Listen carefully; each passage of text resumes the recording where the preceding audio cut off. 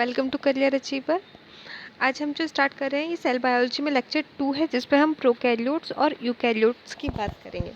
क्या होते हैं प्रोकैरियोटिक सेल और कौन से होते हैं यूकैरियोटिक सेल्स, इनमें डिफरेंस क्या होता है ना। जो भी डिफरेंस होते हैं इन सब के बारे में हम बात करेंगे। इसके बारे में हमने लास्ट लेक्चर में भी बात करी थी, तो ये लेक्चर 2 है। तो जो प्रोकैरियोट्स होते हैं उनकी एक स्पेशलिटी होती है ना। उनकी स्पेशलिटी ये होती है कि जो उनका स्ट्रक्चर होता है उसके ऊपर कोई मेम्ब्रेन नहीं होती, और ये इसके अपोजिट ये स्पेशलिटी क्या होती है यूकैरियोट्स में। यूकैरियोट्स की ये होती है कि उनके अंदर जितने भी मेम्ब्रेनस स्ट्रक्चर होते हैं उसके ऊपर एक मेम्ब्रेन प्रेजेंट होती है। जितने भी ऑर्गेनल्स होते हैं वो एक मेम्ब्रेन से कवर होते हैं। तो जब आप यहाँ पे ये वाला स्ट्रक्चर देख रहे हो तो आपको ये दिख रहा है कि ये जो न्यूक्लियोइड है ये ऐसे ऐसे बिखरा हुआ है, ग्रेन्यूल्स ऐसे ऐसे पड़े हुए हैं। लेकिन जब आप यहाँ देख रहे हो तो आप यहाँ पे डिफाइन कर पा रहे हो कि कौन सा स्ट्रक्चर कौन सा है। जैसे ये गोल्गी है, ये क्लोरोप्लास्ट है, ये एंडोप्लाज्मिक रेटिक्यूलम है, ये वाला एरिया न्यूक्लियस है। न्यूक्लियस के ऊपर जो लेयर है वो न्यूक्लियर मेम्ब्रेन है, न्यूक्लियस के अंदर न्यूक्लियोलस है ना। और ये जो सारा मटेरियल जहाँ पड़ा हुआ है वो साइटोप्लाज्मिक मेम्ब्रेन है। सेल वॉल भी दिख रही है हमें, जो आउटर सेल की लेयर है ये सब दिख रही है ना।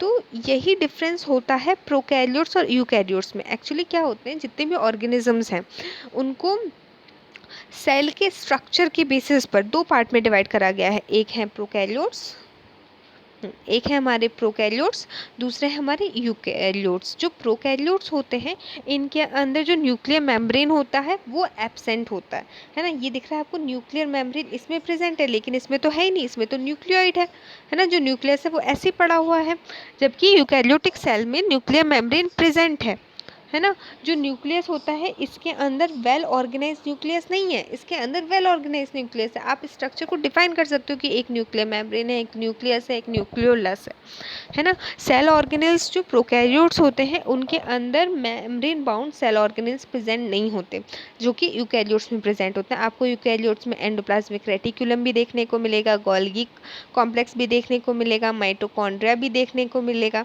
है ना। लेकिन ये सारे स्ट्रक्चर आपको इसमें देखने को नहीं मिलेंगे। तो ये लेकिन एक चीज़ हमें देखने को मिलती है, वो होती है राइबोसोम। क्योंकि राइबोसोम जो होते हैं वो नॉन मेम्ब्रेन बाउंड ऑर्गेनेल्स होते हैं, ठीक है। ये जो राइबोसोम्स होते हैं, अब इसमें भी डिफरेंस होता है प्रोकैरियोट्स और यूकैरियोट्स में। जो प्रोकैरियोट्स होते हैं उनके अंदर जो राइबोसोम होता है वो 70S होता है ना। जबकि जो यूकैरियोट्स होते हैं उनके अंदर जो राइबोसोम होता है वो 80S होता है। 70S और 70S भी हो सकता है, मतलब दोनों होते हैं, 70S और 80S। अभी 70S क्या है, 80S क्या है, एक्चुअली जो S होता है इसको हम बोलते हैं सिवेटबर्ग यूनिट, ठीक है। और ये जो यूनिट होती है ये डिफरेंशियल कोफिशिएंट होती है, मतलब ये इसका साइज़ डिफाइन करती है ना, कि साइज़ क्या है राइबोसोम का। इसलिए हम इसको 70S टाइप, 80S टाइप, है ना, ये कहते हैं। जो यूकैरियोट्स होते हैं उनके अंदर जो 70S यूनिट्स होती हैं वो माइटोकॉन्ड्रिया और क्लोरोप्लास्ट के अंदर जो राइबोसोम्स प्रेजेंट होते हैं उसमें प्रेजेंट होती है, ठीक है। इतना याद रखना है। और थोड़ी बात करूं कि जो जो प्रोकैरियोट्स होते हैं इनकी जो सेल मेम्ब्रेन आपको दिख रही होगी कि इसमें भी सेल वॉल है ना, इसकी भी आउटर मेम्ब्रेन है। अगर ये प्लांट सेल है तो इसके अंदर जो आउटर मेम्ब्रेन है वो क्या है, वो सेल वॉल है। अगर ये एनिमल सेल है तो उसके लिए जो आउटर मेम्ब्रेन है वो क्या है, सेल मेम्ब्रेन है। तो यहाँ पर जो प्रोकैरियोट्स की सेल वॉल होती है वो पेप्टाइडोग्लाइकन की बनी होती है, म्यूरिन की बनी होती है, म्यूरेमिक एसिड की बनी होती है, या फिर म्यूकोपेप्टाइड। अलग अलग जो ऑर्गेनिज्म होते हैं उसमें जो सेल वॉल होती है वो अलग अलग प्रोकैरियोट्स में अलग अलग चीज़ से मिलकर बनती है। जबकि प्लांट सेल में जो सेल वॉल होती है वो या तो सेल्यूलोज से मिलकर बनेगी, है ना, और जो फंगस होती है उसके अंदर जो सेल वॉल होती है वो काइटिन से मिलकर बनती है ना। ये बात याद रखनी है। दूसरी बात ये कि जो रेस्पिरेटरी एंजाइम्स होते हैं, है ना, प्लांट्स जो प्रोकैरियोट्स होते हैं जितने भी रेस्पिरेटरी ऑर्गेनिजम्स होते हैं उनके मीजोजोम्स में पाए जाते हैं। जो भी एरोबिक सेल्स होती हैं उसमें यहाँ पे मीजोजोम्स होते हैं, उसमें पाए जाते हैं। जबकि जो यूकैरियोटिक सेल होते हैं उसमें रेस्पिरेटरी एंजाइम्स साइटोप्लाज्म में तो पाए जाते ही हैं, है ना। ये जो साइटोप्लाज्मिक एरिया इसमें तो पाए जाते हैं, प्लस इसके जो माइटोकॉन्ड्रिया ये जो माइटोकॉन्ड्रिया होता है इसके अंदर भी रेस्पिरेटरी एंजाइम्स प्रेजेंट होते हैं। हमारी जो सेलुलर रेस्पिरेशन होता है वो माइटोकॉन्ड्रिया की हेल्प से होता है ना। जो जब हमने पढ़ा था ईटीसी के बारे में, हमने पढ़ा था ना इलेक्ट्रॉन ट्रांसपोर्ट चेन, तब हमने देखा था कि एटीपी जनरेशन कैसे होता है, तो उसमें माइटोकॉन्ड्रिया का क्या रोल होता है। अब बात करते हैं जो प्रोकैरियोट्स होते हैं, उनके अंदर एक स्ट्रक्चर होती है फ्लैजिला। होती तो कुछ प्लांट सेल ये कुछ यूकैरियोट्स में भी है, लेकिन इनकी जो फ्लैजिला होती है वो एक प्रोटीन से मिलकर बनती है जिसको हम बोलते हैं फ्लैजिलिन प्रोटीन, है ना। जबकि जो यूकैरियोट्स होते हैं इनका जो फ्लैजिला होता है वो ट्यूब्यूलिन प्रोटीन से मिलकर बनता है। इनका जो फ्लैजिला है वो फ्लैजिलिन प्रोटीन से मिलकर बनता है। इनमें अगर फ्लैजिला होता है कुछ यूकैरियोटिक सेल में तो वो ट्यूब्यूलिन प्रोटीन से मिलकर बनता है, और जो उसका अरेंजमेंट होता है वो होता है 9+2 अरेंजमेंट, है ना। फोटोसिंथेसिस की बात करें तो कुछ प्रोकैरियोट्स आपने सुना होगा ब्लू ग्रीन एल्गी, ये क्या है, ये बैक्टीरिया है। बैक्टीरिया ज़्यादातर प्रोकैरियोट्स ही होते हैं, है ना। तो इनके अंदर कार्बोक्सीजोम, है ना, कार्बोक्सीजोम और क्लोरोजोम्स प्रेजेंट होते हैं ब्लू ग्रीन एल्गी में, है ना। क्लोरोजोम, तो कार्बोक्सीजोम और क्लोरोजोम के अंदर क्या होता है, फोटोसिंथेसिस होता है। जबकि यूकैरियोट्स जो प्लांट्स होते हैं उनके अंदर एक स्पेशल स्ट्रक्चर होती है जिसको हम क्लोरोप्लास्ट कहते हैं, जिसकी हेल्प से फोटोसिंथेसिस होती है, क्लोरोप्लास्ट होती है। अब बात करें क्रोमोसोम की, तो जो प्रोकैरियोट्स होते हैं इसके अंदर या तो नेकेड, ये जो है ये क्रोमोसोम है ना, इनके अंदर या तो नेकेड या फिर फोल्डेड जीनोम प्रेजेंट होता है। अब कुछ प्रोकैरियोट्स के अंदर, जो प्रोकैरियोट्स होते हैं उनके अंदर डीएनए आरएनए दोनों होता है।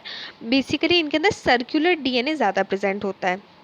जबकि जो यूकैरियोटिक सेल्स होते हैं इनके अंदर ट्रू क्रोमोसोम प्रेजेंट होता है और हिस्टोन प्रोटीन भी प्रेजेंट होती है।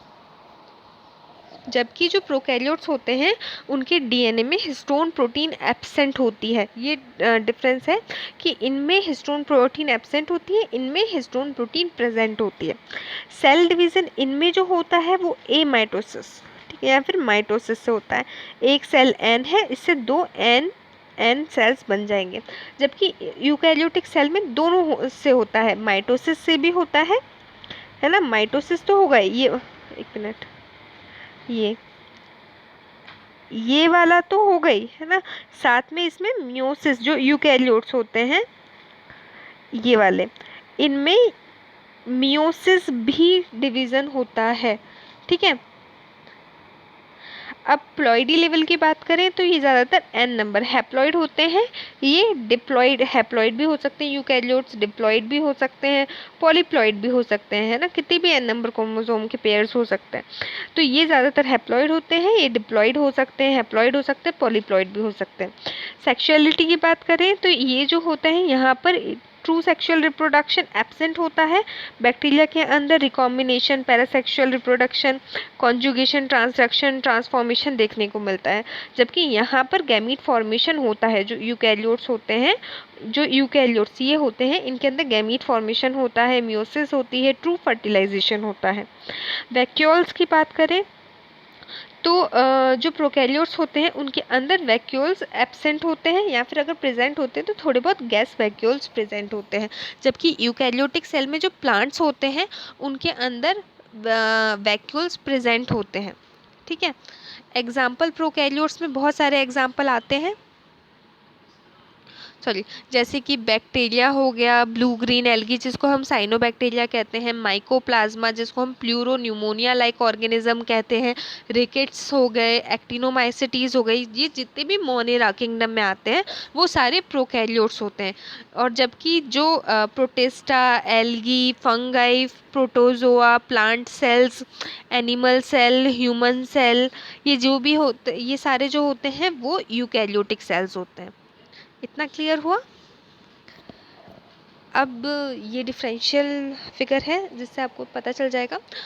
वैसे मैंने आपको डिफरेंस ही बताया है, ये टैबुलेटेड फॉर्म में है कि न्यूक्लियस जो होता है इनके अंदर न्यूक्लियर मेम्ब्रेन प्रेजेंट नहीं होती, न्यूक्लियोलस होता है, जबकि इनके अंदर ट्रू न्यूक्लियस प्रेजेंट होता है। ये आपको साइज़ नहीं याद रखना क्योंकि वो वेरी करता है सेल टू सेल, ठीक है। जो न्यूक्लियस जो होता है यूकैरियोट्स में ट्रू न्यूक्लियस प्रेजेंट होता है, न्यूक्लियर मेम्ब्रेन होती है, न्यूक्लियाई होती है ना। सब मैंने आपको दिखाया ना कैसे होता है, ये देखिए। ये तीन स्ट्रक्चर दिख रहे हैं, nuclear membrane, nuclei, nucleus, nucleolus, तो ये डिफाइंड होते हैं।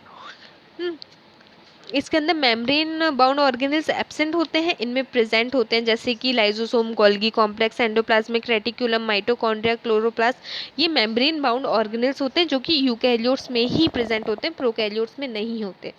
फ्लैजिला की बात करें तो इनके अंदर जो फ्लैजिला होता है फ्लैजिलिन प्रोटीन से मिलकर बनता है, टू प्रोटीन बिल्डिंग ब्लॉक्स से मिलकर बनता है, जबकि इनके अंदर कॉम्प्लेक्स फ्लैजिला होता है जो कि मल्टीपल माइक्रोट्यूब्यूल से मिलकर बनता है और प्रोटीन ट्यूबुलिन प्रोटीन होती है। ग्लाइकोकैलिक्स एक कैप्सुलेटेड स्ट्रक्चर होती है, ये यहाँ पे प्रोकैरियोट्स में प्रेजेंट होती है। और इसको मतलब है ना, देखिए जो ग्लाइकोकैलिक्स होती है वो पेप्टाइडोग्लाइकन की लेयर होती है, वो थोड़ी थिक होती है, और अगर वो लूज हो तो उसको हम स्लाइम लेयर कहते हैं, ग्लाइकोकैलिक्स ही होती है। जबकि यूकैरियोट्स में ये कुछ सेल में प्रेजेंट होती है, जिनके अंदर सेल वॉल प्रेजेंट नहीं होती, उनके अंदर कुछ यूकैरियोट्स में ही प्रेजेंट होती है, सब में नहीं होती। सेल वॉल की बात करें तो प्रोकैरियोट्स में सेल वॉल प्रेजेंट होती है, केमिकली कॉम्प्लेक्स होती है। बैक्टीरियल सेल में पेप्टाइडोग्लाइकन से मिलकर बनती है, नैक और नैम जो होते हैं एन एसिटाइल ग्लूकोसमाइड, है ना, एन एसिटाइल म्यूरामिक एसिड, इनसे मिलके बनती है। जबकि यूकैरियोट्स के अंदर सेल वॉल जो होती है अगर प्रेजेंट होती है तो केमिकली सिंपल होती है। मैंने जैसे बताया था जो सेल वॉल प्लांट सेल होते हैं उनके अंदर सेल्यूलोज की मिलके सेल्यूलोज की होती है, फंगाई के अंदर काइटिन की होती है, और एनिमल सेल के अंदर होती ही नहीं है।